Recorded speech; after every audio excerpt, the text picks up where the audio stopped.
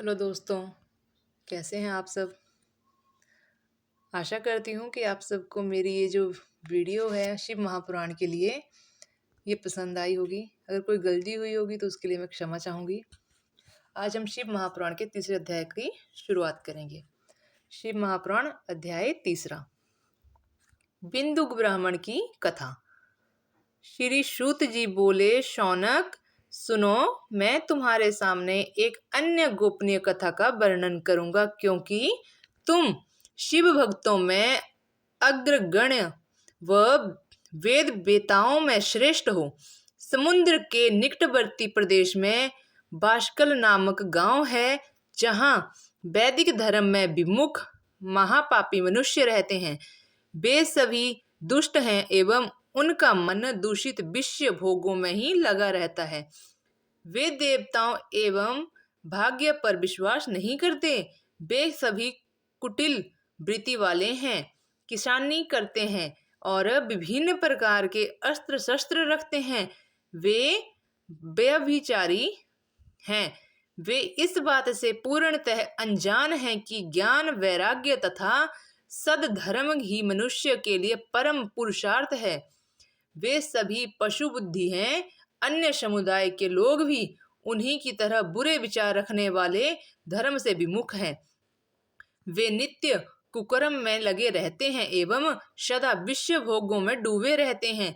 वहां की स्त्रियां भी बुरे स्वभाव की, स्वेच्छाचारिणी, पाप में डूबी, कुटिल सोच वाली और व्यभिचारिणी हैं। वे सभी सद्व्यवहार तथा सदाचार से सर्वथा शून्य हैं। वहां सिर्फ दुष्टों का निवास है। बाष्कल नामक गांव में बिंदुक नाम का एक ब्राह्मण रहता था। वह अधर्मी, दुरात्मा एवं महापापी था। उसकी स्त्री बहुत सुंदर थी। उसका नाम चंचुला था। वह सदा उत्तम धर्म का पालन करती थी, परंतु बिंदुक वैश्यगामी था। इस तरह कुकर्म करते हुए बहुत समय व्यतीत हो गया। उसकी स्त्री काम से पीड़ित होने पर भी स्वधर्म नाश के भय से क्लेश सहकर भी काफी समय तक धर्म भ्रष्ट नहीं हुई, परंतु आगे चलकर वह भी अपने दुराचारी पति के आचरण से प्रभावित होकर दुराचारिणी और अपने धर्म से विमुख हो गई। इस तरह दुराचार में डूबे हुए उन पति पत्नी का बहुत सा समय व्यर्थ बीत गया। वैश्यगामी, दूषित बुद्धि वाला वह दुष्ट ब्राह्मण बिंदुक समयानुसार मृत्यु को प्राप्त हो नरक में चला गया। बहुत दिनों तक नरक के दुखों को भोग कर वह मूढ़ बुद्धि पापी विंध्य पर्वत पर भयंकर पिशाच हुआ। इधर उस दुराचारी बिंदुक के मर जाने पर वह चंचुला नामक स्त्री बहुत समय तक पुत्रों के साथ अपने घर में रहती थी। पति की मृत्यु के बाद भी वह अपने धर्म से गिरकर पर पुरुषों का संग करने लगी थी। सती जो होती हैं वो विपत्ति में भी अपने धर्म का पालन करना नहीं छोड़ती हैं। यही तो तप है। तप कठिन तो होता है, लेकिन इसका फल बहुत मीठा होता है। विषयी इस सत्य को नहीं जानता, इसलिए वह विषयों को विफल का स्वाद लेते हुए भोग करता है।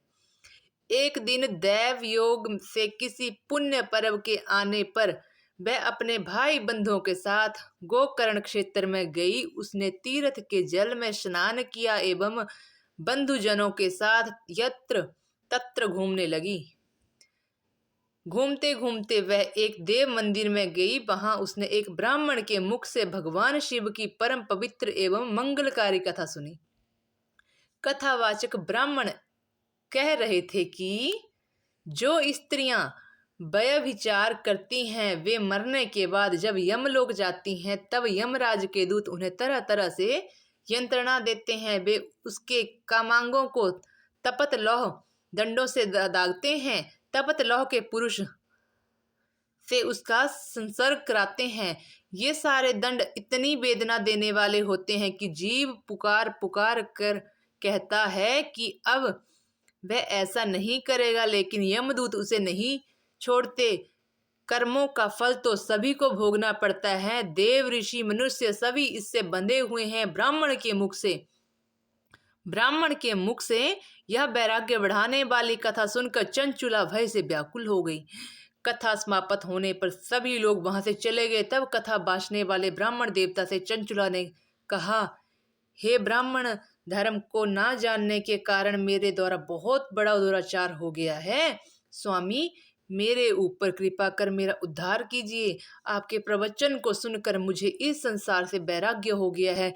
मुझ मूढ़ चित्त वाली पापिनी को धिक्कार है। मैं निंदा के योग्य हूँ। मैं बुरे विषयों में फंसकर अपने धर्म से विमुख हो गई थी।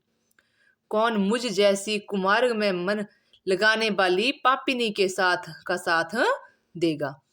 जब यमदूत मेरे गले में फंदा डालकर मुझे बांध कर ले जाएंगे और नरक में मेरे शरीर के टुकड़े करेंगे, तब मैं कैसे उन महायातनाओं को सहन कर पाऊंगी। मैं सब प्रकार से नष्ट हो गई होंगी, क्योंकि अभी तक मैं हर तरह से पाप में डूब चुकी हूं।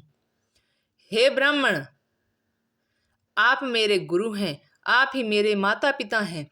मैं आपकी शरण में आ गई हूं। मुझ अबला का अब आप ही उद्धार कीजिए। सूत जी कहते हैं, सौनक, इस प्रकार विलाप करती हुई चंचुला ब्राह्मण देवता के चरणों में गिर पड़ी। तब ब्राह्मण जी ने उसे कृपा पूर्वक उठाया। इस तरह से हमारे तीसरे अध्याय का भी समापन होता है। आगे इस कथा को हम चौथे अध्याय में पूरा करेंगे। तो कोई गलती हुई होगी तो उसके लिए हम आपसे क्षमा चाहेंगे और शिव भगवान से भी। धन्यवाद।